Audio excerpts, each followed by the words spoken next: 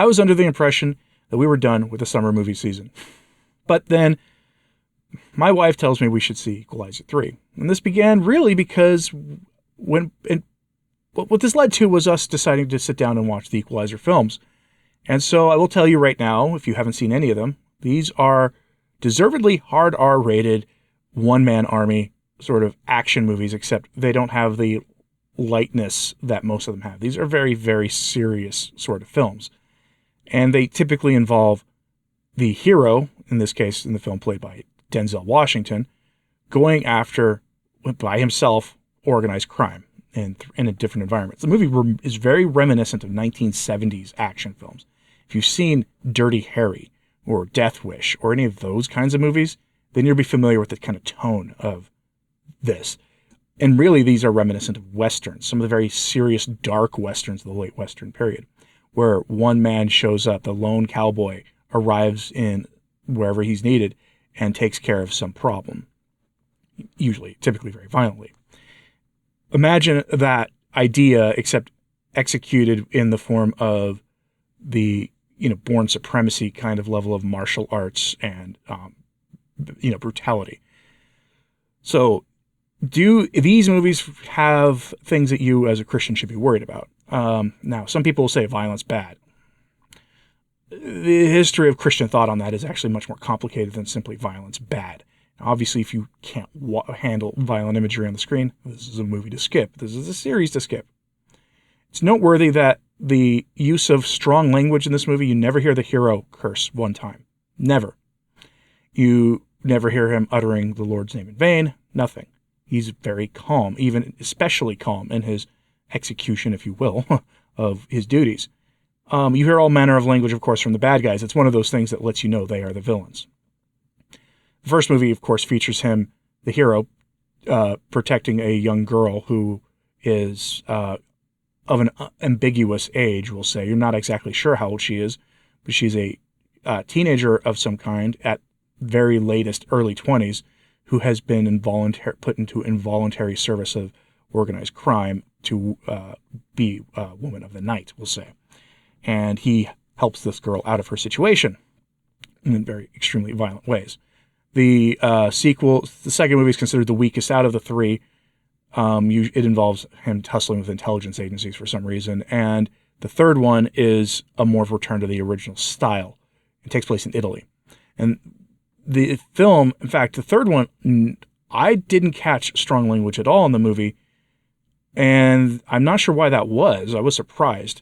But it took place in Italy. The bad guys were Italian mobsters. And the movie was filled with religious imagery. And perhaps the religious imagery influenced the filmmakers to some degree. Because again, I didn't catch strong language. It doesn't mean it wasn't there, but I didn't catch it. And I say religious imagery, the first one has a fair amount of that too. The bad guys in the first one are Russian mobsters. And so you see some iconography in the background.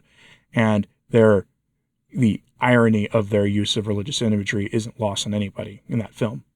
And the bad guys also in the third movie, Catholic Italy, are wrapping themselves in, not wrapping themselves in religious imagery, but it's present. But the very distinct feeling you get in this movie is that there's a moral question in the third film of whether the hero is a good person or not. And the very distinct feeling you're getting is the point that there's a scene in the movie where you see an image of Saint Michael the Archangel right before a bad guy has horrible things done to him. To the point being here that the message the film is trying to send you is that this main character is essentially an avenging angel whose appearance seemingly at random in this town where that is being, harassed by these mobsters is not a coincidence, and that the work he's doing essentially is miraculous in nature. Whether that bothers you or not, I'll let you to decide. Just if it does, I will remind you of how the Old Testament is chock full of examples of these kinds of stories, not presented in this way, of course, but of violence used in almost a miraculous nature. Do I recommend Equalizer 3? It's not for the faint of heart. I have a soft spot in my heart for action movies, especially like the old 80s and 70s and 70s through the 90s action movies before they all got silly. Even like 80s action movies, the one-man army, giant muscles, huge guns kind of movies. those are not silly compared to like action movies today. Most action movies today involve superheroes and other silly things, or are parodies of 80s action movies. I have a soft spot for the classic action film. I always have. And if you're like that, you could probably handle these movies. If you can't handle the violence, of course, skip them.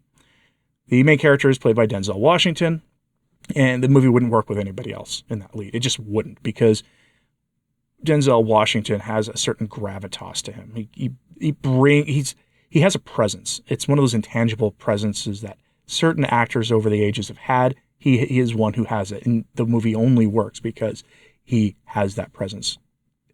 The film is the same director in all three films, and that also works very well for this. Even the weakest of the three films, the second one, you can tell it has the same director behind it, and that works enormously to the film's advantage. Like, the weakest of the three is the second one, and it's still a better movie than most movies I've seen in the last 5 years. So take that to mean what you will. The state of Hollywood is so bad right now that no one seems to care that Hollywood is on strike. That's not necessarily a bad thing. In fact, part of me is hoping this strike keeps going. Let me know, by the way, in the comments if you'd like to see all three members of our little panel here get together and talk about the Hollywood strike, alternatives if you want some entertainment, where you can go, the implications of the strike, and maybe a different take on it than you're going to hear from other people who do film commentary. Because I'm curious, because the thing I noticed about this movie is I've seen a few other commentary channels talk about this. When I watched this movie, the trailers were depressing. This film, and the last film I saw in the theaters before this one, there were almost no movie trailers at all, which is weird. Any time of year you go to the theater, you get 20 minutes of movie trailers. There were only 3 trailers in this film. The movie started, my wife and I saw it at a 1 o'clock showing. At 1 o'clock, the trailer started. At 1:06, the opening credits to the movie were rolling. That never happens. I was not, displeased at this turn of events, but the trailers we saw were for The Marvels, a movie no one's going to watch. No one cares about it. We saw a trailer for A Haunting in Venice, which I avoid demonic possession movies. I don't like them, at least like the Hollywood-style ones, because they're just so, they practically glorify evil, and I'm not interested in that. And there was a third one, and I don't even remember what it was. Nothing looks good that's coming out. And Hollywood should be worried, because it's going to be bad when the strike keeps going. Because the consequences of that for the theaters is going to be bad. Unless, of course, they start showing concerts in their theaters, which, given how much money that Taylor Swift thing is going to make, they'll probably start doing. But Equalizer 3, if you can handle those kind of movies, it's generally fine, but the violence is earned the movie its hard R rating. I mean, I say hard R. This is not anything. Do not misunderstand me when I say the violence is graphic. So if you can handle a movie like that, then you might find this one interesting. If you can't, this is a pass. Okay, because there's in the first 2 movies there's strong language. No, I didn't catch any of that here, and still required the R rating. Let me know what you think of this in the comments, and if there's any movies coming out you want us to go check out.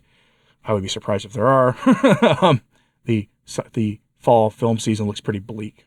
But let me know what you think. If you've seen The Equalizer, if you've seen Equalizer 3, let me know what you thought of those movies in the comments, and hit like and subscribe if you haven't. It does certainly help the growth of this channel. Anyway, thanks for tuning in today. I'm Anthony Stein.